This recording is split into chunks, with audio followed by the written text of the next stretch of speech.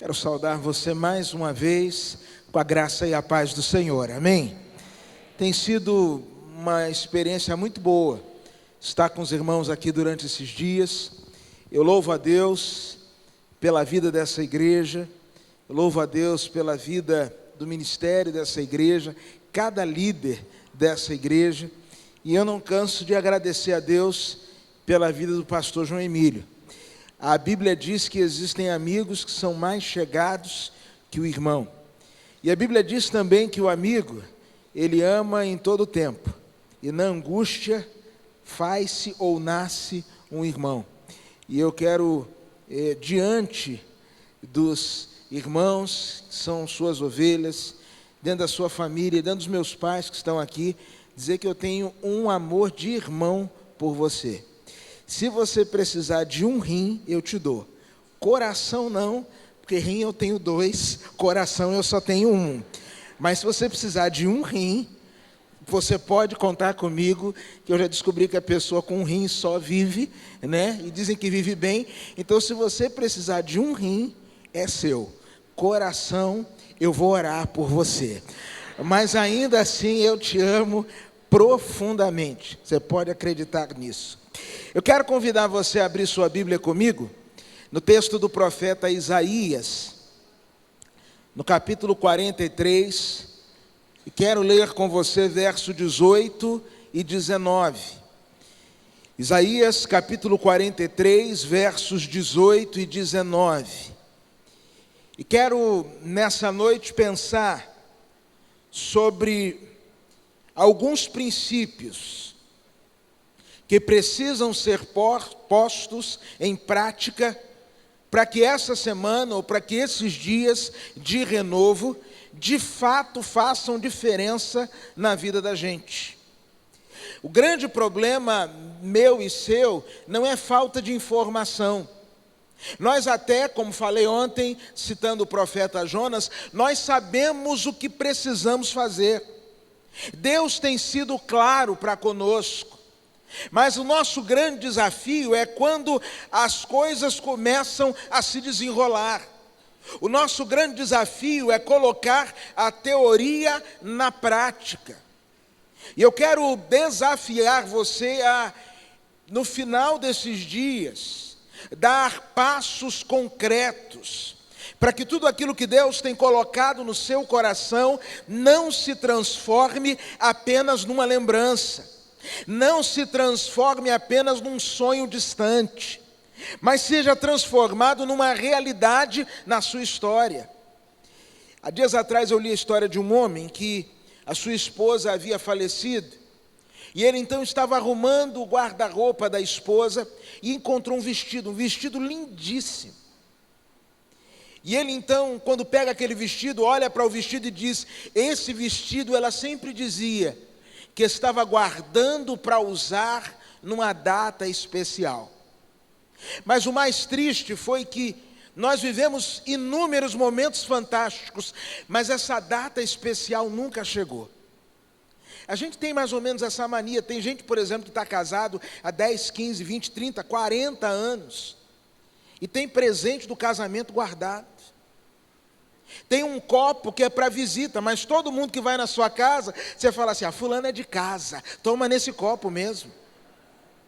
Lá em casa nós temos um princípio de usar essas coisas. De vez em quando me dá uma doida, ou dá uma doida na esposa, ela fala assim: vamos tirar taça de cristal, os melhores pratos, põe na mesa. As meninas falam: quem vem almoçar hoje aqui, mãe? E ela fala: é a gente mesmo. E toda mulher acha que vai morrer antes da gente. Essa é a história delas, né? Toda mulher fala: quando eu morrer, a outra vai ser bem tratada. E ela fala assim: eu não vou deixar essas taças para outra. Eu falei: exatamente, vamos usar, coloca na mesa. Mas nós temos essa mania de ir empurrando com a barriga. E algumas mudanças possíveis não ocorrem nas nossas vidas simplesmente por falta de atitude. Eu creio que Deus deseja derramar o seu melhor sobre nós, os seus filhos. Você crê nisso? Amém? Eu creio que Deus deseja que eu e você vivamos tudo aquilo que Ele sonhou, projetou e prometeu para nós, amém? Mas em muitos momentos eu e você não estamos vivendo, simplesmente por conta de atitudes que não estamos tomando. Por isso eu quero ler com você neste texto sobre algumas atitudes que precisam ser tomadas. A Bíblia diz assim, Isaías 43, a partir do verso 18: Não vos lembreis das coisas passadas, nem considereis as antigas. Eu faço uma coisa nova que já está para acontecer, não percebestes ainda? Porei um caminho no deserto e rios no ermo.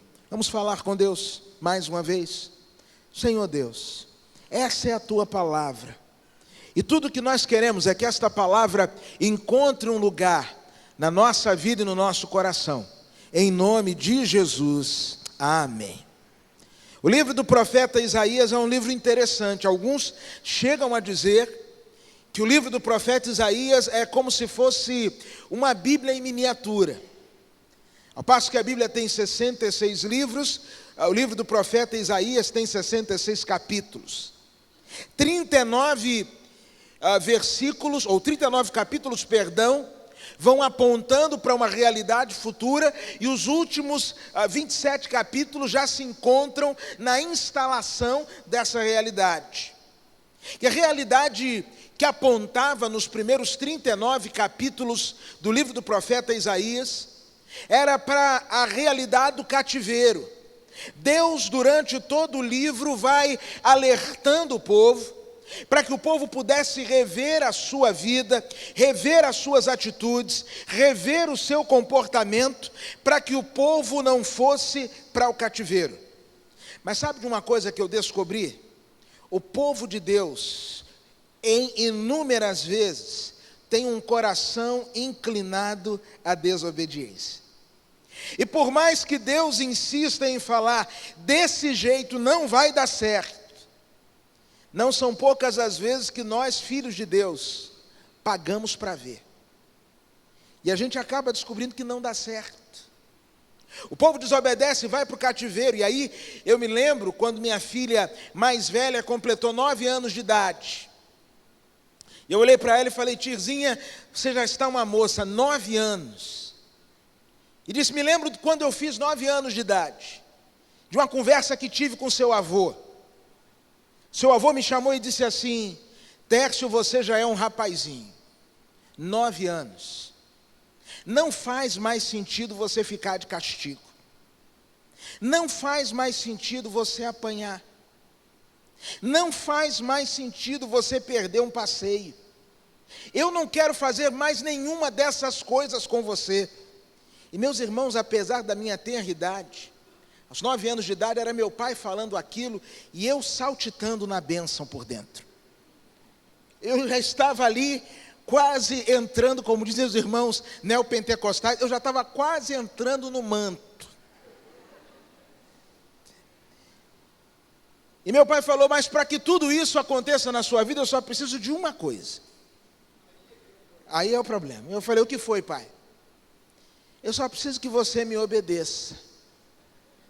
Aí minha filha falou: pai, o senhor obedeceu? Eu falei: filha, você ainda é muito nova para saber essas coisas, mas lá na frente eu te conto. Mas quanta coisa, não só na minha infância, mas também na minha adolescência, juventude e hoje na fase adulta, quantas coisas eu estou sofrendo ou já sofri, quantos cativeiros eu já experimentei, simplesmente por conta da desobediência. Não foi por falta de aviso, não foi por falta de advertência, não foi por falta de clareza da parte do pai, mas foi sobretudo por conta de dureza do meu coração. E agora o povo está no cativeiro, e Deus vai ao encontro do seu povo.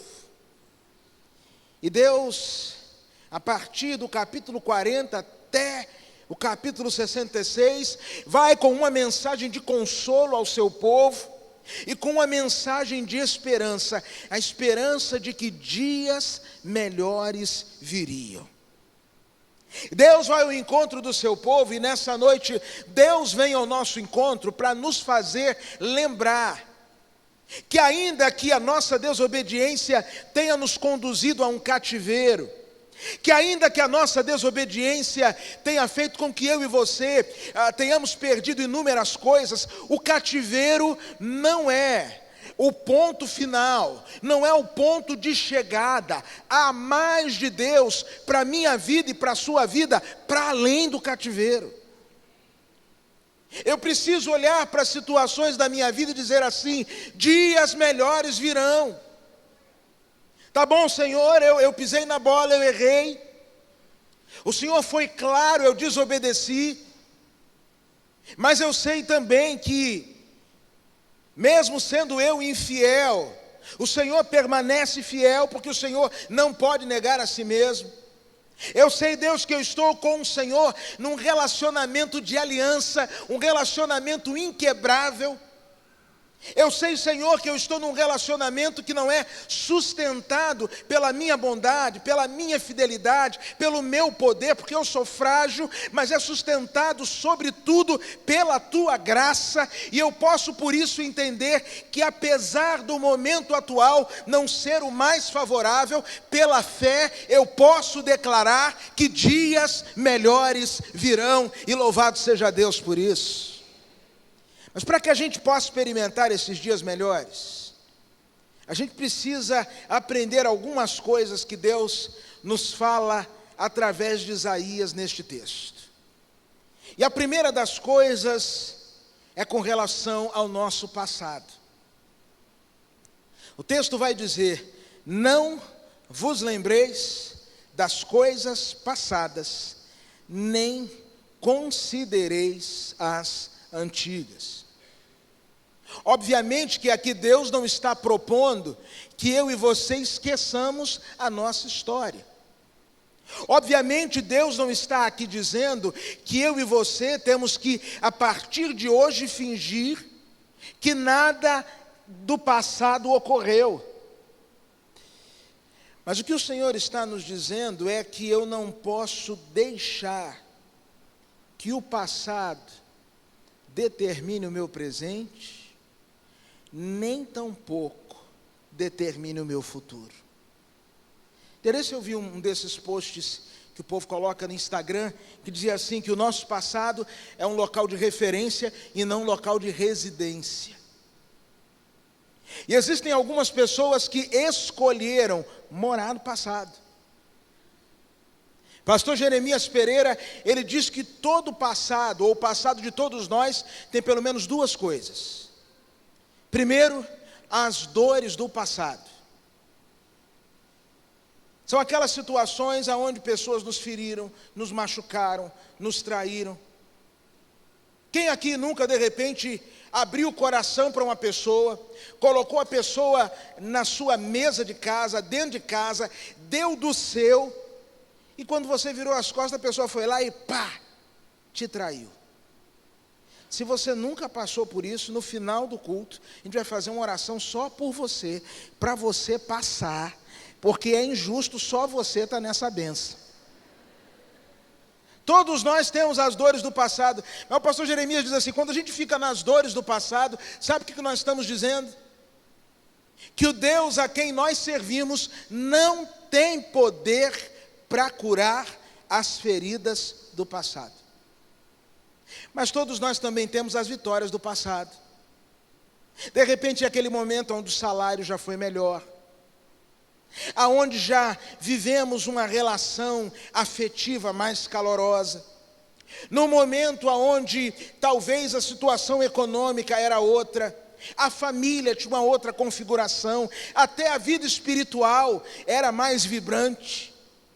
Jeremias Pereira vai dizer que quando eu fico agarrado às vitórias do passado e começo então a achar que tudo que de bom que ocorreu, já ocorreu no passado, eu estou dizendo que o Deus que eu creio não tem mais nada de bom para o meu futuro. Tudo que Ele tinha que fazer por mim, Ele já fez.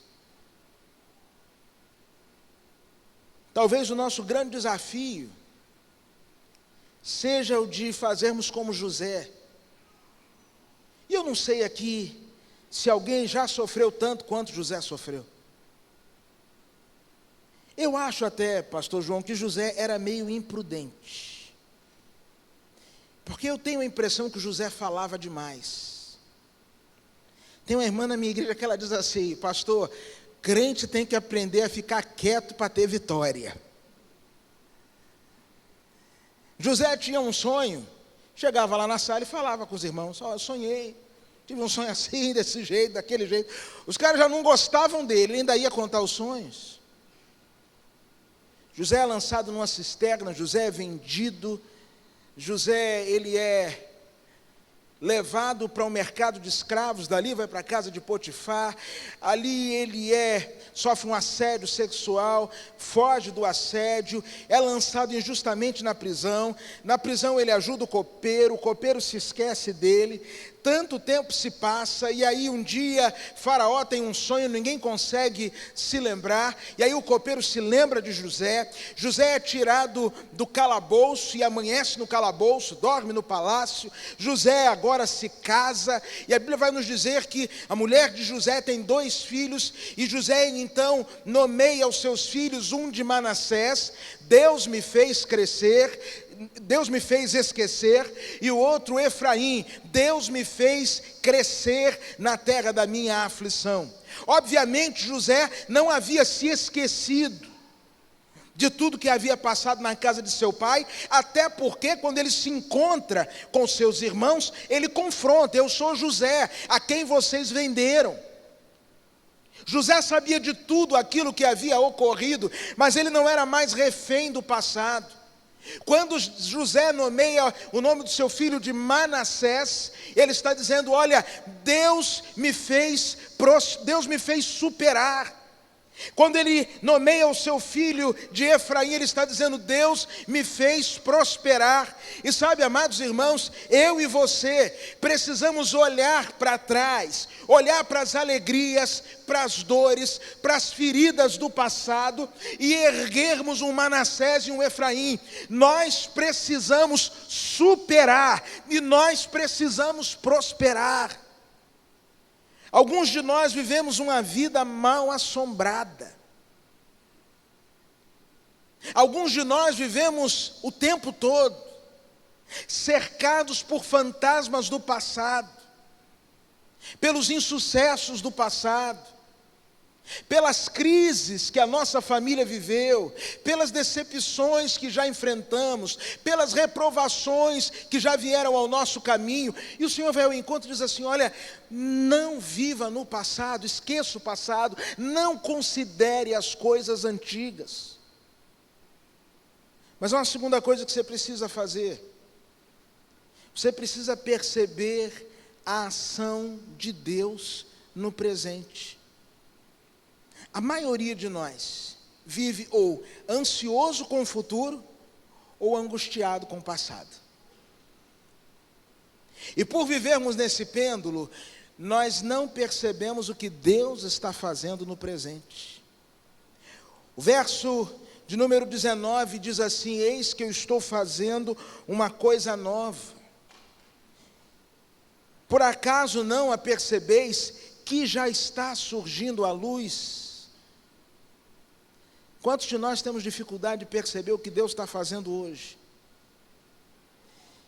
Eu às vezes sou convidado lá em Maceió, o irmão constrói uma casa, e aí: pastor, vamos fazer um culto, queria que o senhor fosse lá dar uma palavra.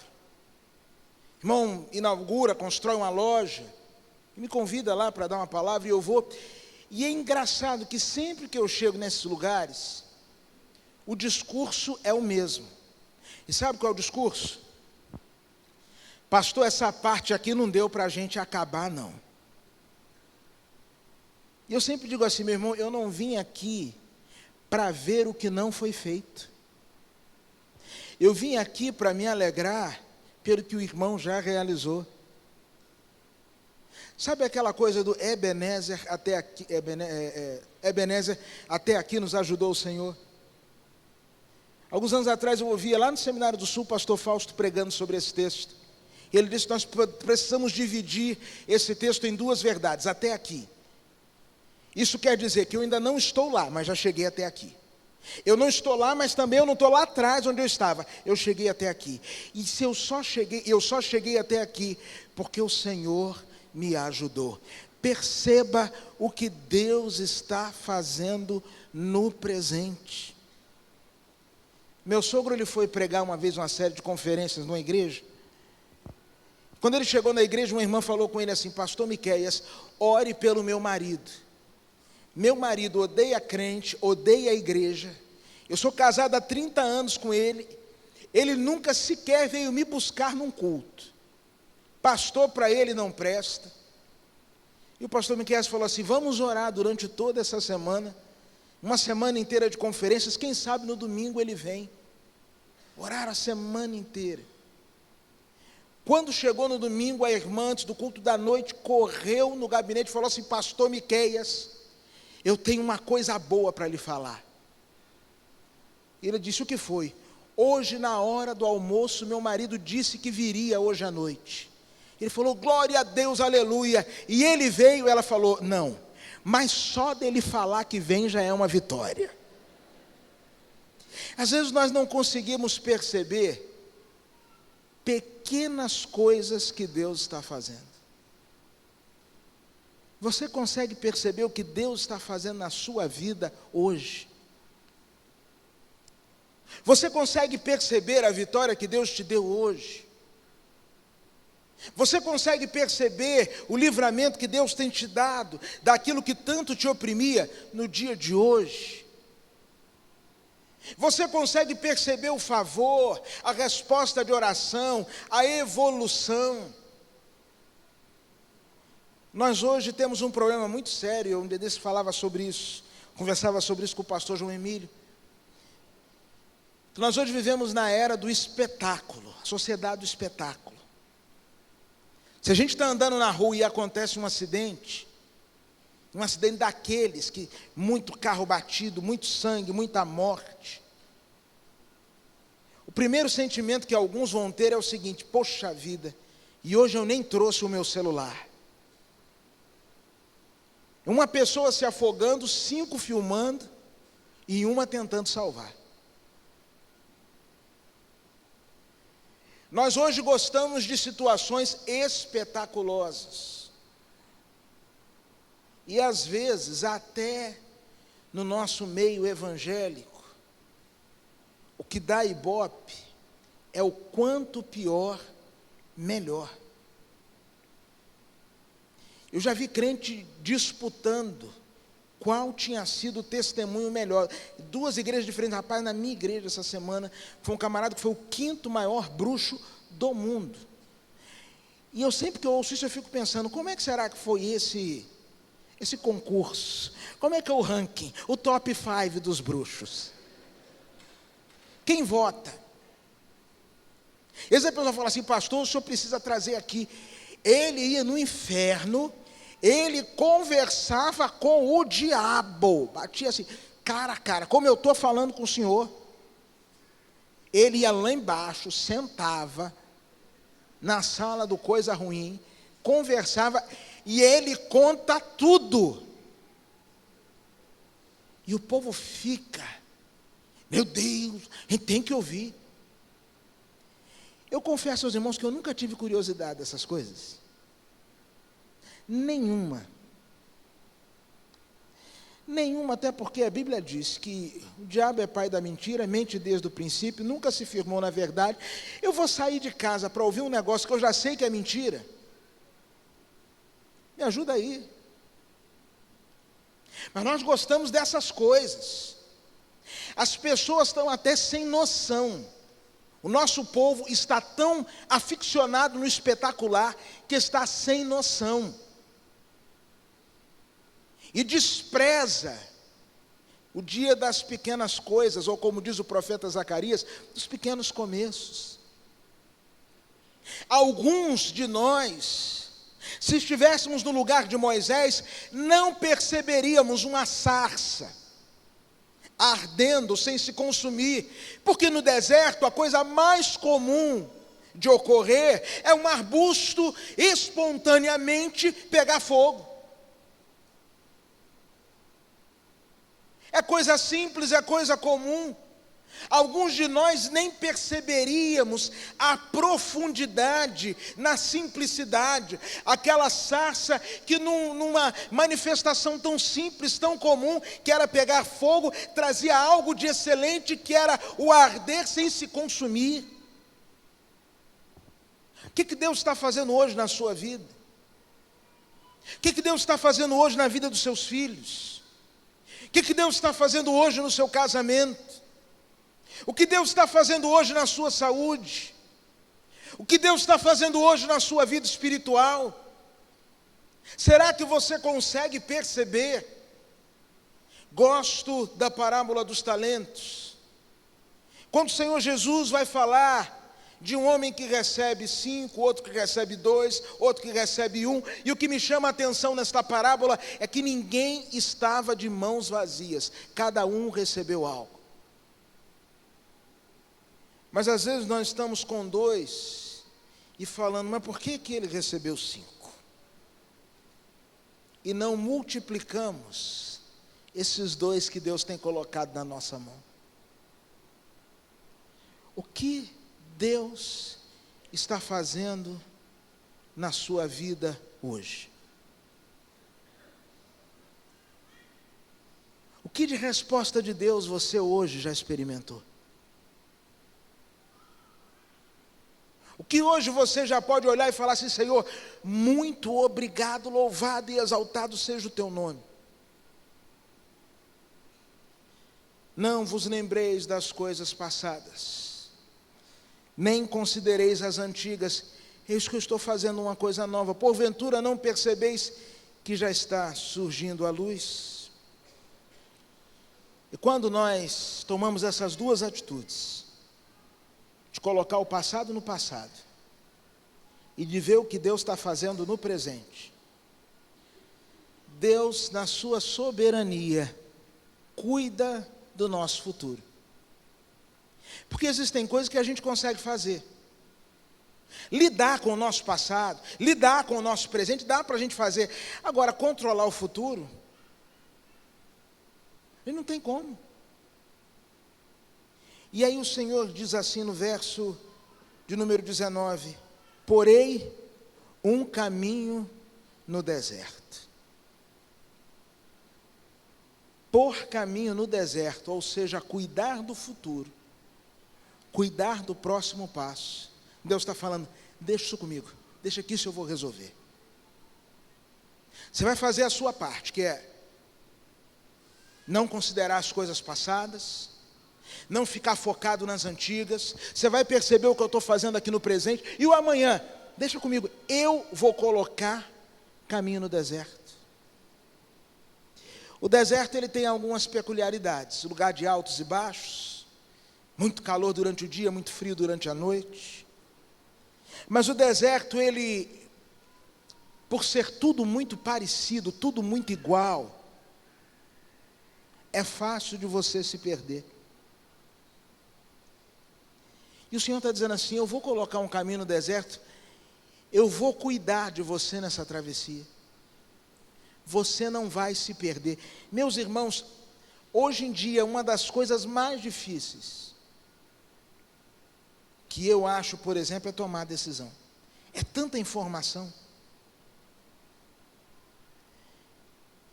Um certo escritor norte-americano, ele estava no dia de ação de graças, na casa dos seus pais, e ele virou para sua irmã e disse assim, minha irmã, por que será que os nossos pais no passado, mesmo quando eles estavam errados, eles tinham certeza que estavam certos, e hoje a gente, até quando está certo, acha que está errado? E a irmã falou, a razão é uma só, meu irmão, informação. Só tinha um jeito de criar filho antes. Você orientava, mostrava o caminho, é por aqui, saiu da linha, não tem acordo. Quem aqui já levou pelo menos uma surra? Levanta a mão aí, por favor. Olha que povo abençoado, o povo mais feliz da terra. Quem nunca apanhou? Levanta a mão, por favor. Merecia, também merecia. Merecia. Mais alguém? Merecia, merecia. Só tinha um jeito. Hoje você vai numa livraria, qualquer livraria, você vai na área de família. Pode ser até uma livraria evangélica, família. Tem lá 700 atitudes para ter um filho campeão. 1000 passos para criar um filho feliz. 1.450.958 atitudes para desenvolver a autoestima do seu filho. A gente fica perdido.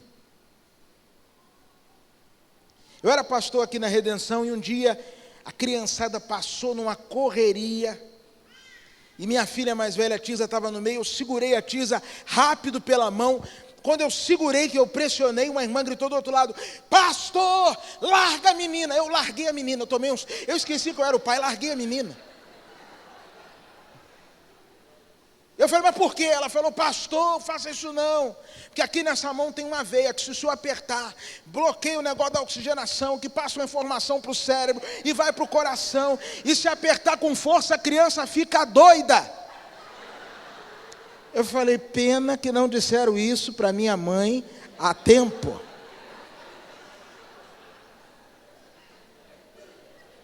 Eu acho que foi esse o meu problema. Hoje, irmãos, inclusive, eu não vou apanhar.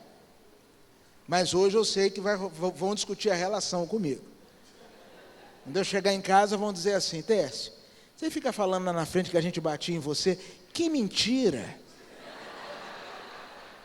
Então hoje vai ter DR quando eu chegar em casa.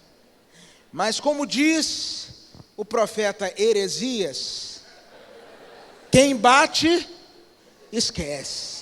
E quem apanha, igreja? Está lá, Heresias 7,14, está na palavra. Ela falou: não aperta, não pode apertar. A gente fica perdido. Você não sabe o que fazer. Aí vem, não sei quem aqui é pai de adolescente, mas que luta. Aí tem a tal da festinha, tem isso, tem aquilo. Aí tem a amiga que vai fazer 15 anos. Aí fala assim: ai tio, eu queria que a fulana dançasse na minha festa. E aí pode ou não pode? Aí você fica: o que eu vou fazer? Aí você fica já endoidecido. Aí vem a filha, eu tenho uma filha que ela é o máximo. Que ela falou assim: pai, quando eu fizer 15 anos, eu vou fazer uma festa que eu vou fechar Maceió. E o senhor vai dançar comigo. Falei: filha, sábado eu danço com você na festa, domingo de manhã eu estou dançando na igreja. Tem uma assembleia já convocada para eu dançar. Irmãos, a vida é tão complexa, e você fala: como é que eu vou resolver esse negócio? Pode ou não pode? Qual o limite? Eu confesso aos irmãos, não são poucos os momentos que eu, como pai, fico pensando assim: o que eu vou fazer agora? Que orientação eu vou dar? E aí eu me lembro desse texto, quando o Senhor diz assim: eu vou colocar um caminho no deserto. Você não precisa necessariamente se preocupar sobre como você vai chegar lá. Eu vou cuidar da trajetória. Você não vai se perder. Eu vou colocar caminho no deserto. Irmãos, Deus de fato orienta. Eu tenho uma irmãzinha lá na minha igreja, ela é muito interessante. Na minha igreja tem muita gente interessante. como diz aquele cântico, a começar em mim. Muita gente interessante. E essa irmã, uma mãe solteira, sem ninguém para apoiá-la, sozinha, lutando para criar um filho nos caminhos do Senhor.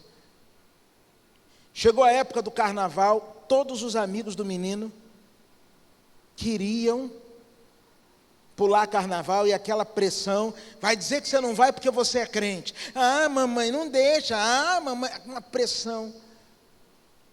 E o menino já virando rapazinho, falou assim, eu vou pular carnaval. E ela falou, Senhor, o que eu vou fazer? Eu não aguento com esse menino, se ele disser que vai, ele vai. Ela começou a orar, e ela falou assim, pastor, eu não sei se Deus falou comigo, ou se Deus me deu uma ideia, ou se eu entendi. Mas eu fiz um negócio que não é que deu certo. Não veio de mim isso. Eu falei, o que você fez, Ana? Falou, ele estava lá deitadinho, dormindo, um sono profundo. Eu peguei uma gilete e fui aqui no meio do cabelo dele, abri uma clareira. Ele, quando acordou, já estava zeradinho aqui. Ele se olhou no espelho e falou assim, mãe, o que foi isso? Ela falou, fui eu, meu filho. Por que a senhora fez isso? Meu filho, eu não queria que você saísse, eu não tinha como segurar você em casa, tive essa ideia. Mãe, e para cortar o resto? Ela falou, barbeiro agora só quarta-feira, depois do meio-dia. Ela falou assim, pastor, o menino ficou em casa, o carnaval inteiro, arrumou um bonezinho, fomos para a praia, domingo de manhã veio para o culto, foi um sossego. Eu não estou falando para você passar a máquina na cabeça do seu filho, porque tem gente que entende tudo errado. Aí amanhã eu vou para Maceió e fica o problema aí na igreja. Eu não estou falando isso não. Mas o que eu estou querendo dizer para você é o seguinte. Se você fizer o dever de casa, Deus vai cuidar do futuro. E ele fala sobre rios no ermo. Ermo é lugar que já teve vida e agora está morto. Deus traz de volta a vida. É possível que você tenha um relacionamento familiar que a morte já se instalou. Deus traz de volta a vida. Pode ser que você viva hoje um sentimento de inutilidade com relação à sua vida. Pode ser que você viva um sentimento de tristeza, uma depressão arrasadora. E por favor, eu não estou aqui de forma alguma negando a eficácia da terapia, a eficácia dos medicamentos, não estou negando isso, mas o que eu estou querendo dizer para você, é que você que de repente se transformou num cadáver ambulante, sem vida, sem animação, sem disposição, sem alegria, ermo, Deus pode trazer de volta a vida. Eu não só vou orientar o seu futuro, mas eu vou trazer de volta a vida para aqueles lugares, para aquelas situações, para aquelas realidades, aonde até você já achava que não tinha mais jeito. Pastor, esse negócio aqui morreu. Pastor, esse negócio aqui acabou. Pastor, aqui não tem mais jeito. O próprio Deus vai dizer aqui na profecia de Isaías: operando eu, quem impedirá? Deus vai cuidar do seu futuro. Deus vai cuidar do futuro da sua casa. Deus vai cuidar do futuro dos seus filhos. Deus vai colocar caminho no deserto. Você vai olhar e falar assim, agora é para a esquerda ou para a direita, pode ou não pode, vai ou não vai, deixa ou não deixa. Deus vai colocar caminho ali para você trilhar, de tal forma que você não se perca e chegue lá. Deus vai trazer vida para os lugares aonde a morte já fincou bandeira, dizendo: daqui eu não saio, daqui ninguém me tira. Deus traz vida ao ermo. Isso é o que você não pode fazer. Isso é o que você não pode fazer. Mas tem duas coisas que você pode fazer: não se lembrar das coisas passadas, não considerar as antigas, e pedir: Senhor, abre os meus olhos para eu enxergar o que o Senhor já está fazendo no presente. Vamos orar?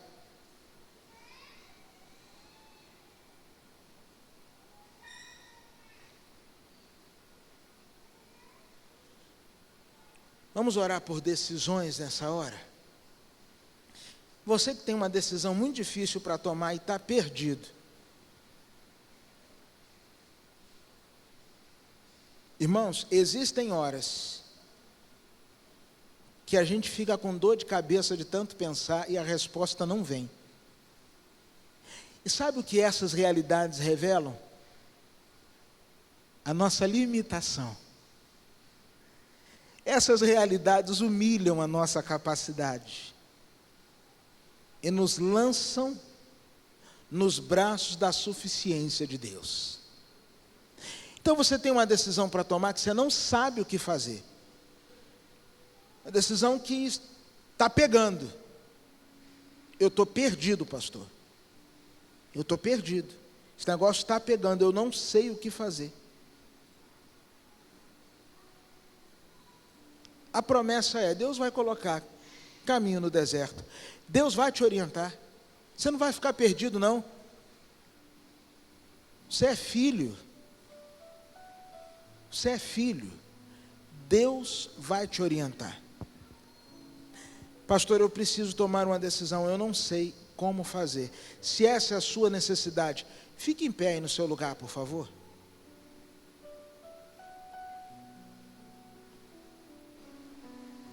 Eu gosto muito da experiência de Agar.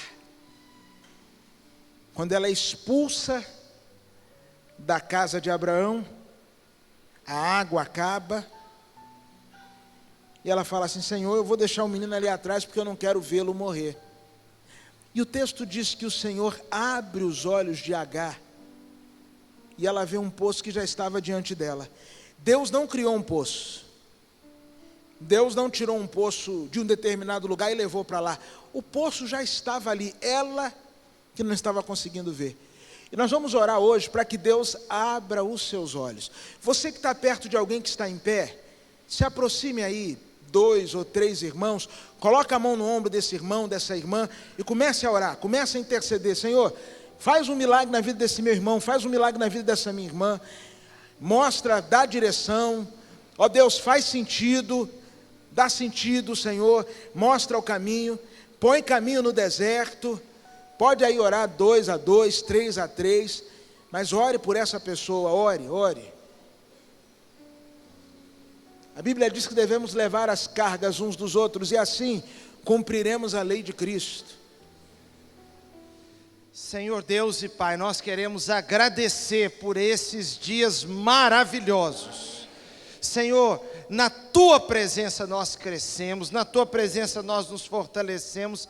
Senhor, conduza nossas vidas, faz-nos prosperar, Senhor Deus. Nós pedimos agora que o Senhor abençoe a vida do pastor Tércio, a sua casa, as meninas, o Caleb. Abençoa, Senhor Deus, a Keren, que o Senhor o mantenha firme na Tua presença. Abençoa também seu irmão lá em Brasília, sua cunhada. Abençoa, Senhor, o irmão Altair, a irmã Elimar. Que o Senhor abençoe a saúde física, emocional, espiritual. Fortaleça a família do irmão Altair, Senhor Deus. Honra o Teu servo, honra a Tua serva, Senhor. E que nada falte, que cumpra-se nas vidas deles a Tua palavra que diz que fui moço e agora sou velho, mas nunca vi o justo desamparado, nem a sua descendência a mendigar o pão. Senhor, nós agora agradecemos a vida da Adriana e do Kleber, as vidas dos filhos, Senhor. Coloca a tua mão de misericórdia, de graça, de poder na vida desta família. Senhor, aceita a nossa gratidão aqui, cada um de nós que estamos aqui, Senhor, e que esta música que acabamos de cantar, este louvor, seja uma realidade nas nossas vidas. Vá à nossa frente, Senhor, abra os caminhos, quebra as correntes, tira os espinhos, Senhor Deus, ordena os anjos para conosco lutar, porque se o Senhor abrir uma porta, ninguém vai fechar. Senhor, e nós pedimos que tudo que ouvimos fique, aquilo que veio do Senhor, cravado nos nossos corações. Nós oramos já agradecidos em nome de Jesus. Amém.